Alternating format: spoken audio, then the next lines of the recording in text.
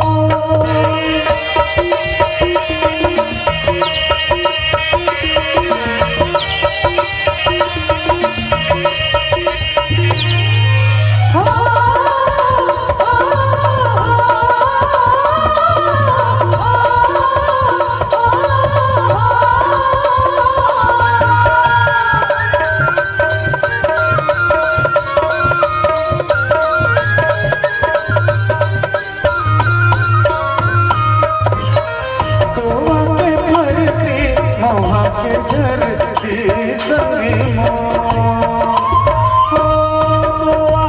फरती मोहा के झरती संगी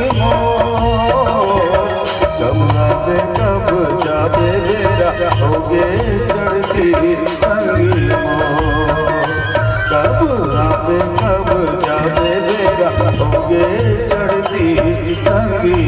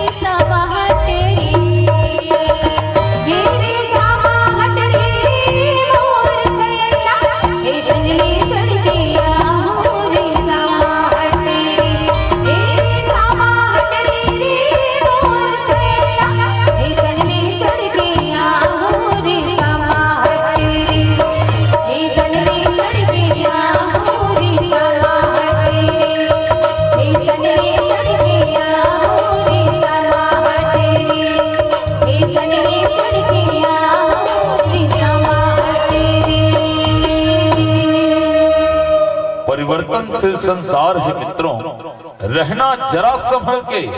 परिवर्तनशील संसार है मित्रों, रहना जरा संभल के। बेचने वाले तो हवा बेचते हैं गुब्बारे में डाल के। यहाँ सच बिकती है, झूठ बिकती है, बिकती हर कहानी है। तीनों लोक में फैला हुआ है, फिर भी बोतल और पाउच में आज बिकता पानी है। फिर भी बोतल और पाउच में आज बिकता पानी है। जुड़े रहो हमारी ये प्रस्तुति के संग। वैसे छत्तीसगढ़ के अनगिनत रूप है, कोनो डहर गांव, कोनो डहर जंगल, तब कोनो डहर सुघर शहर है।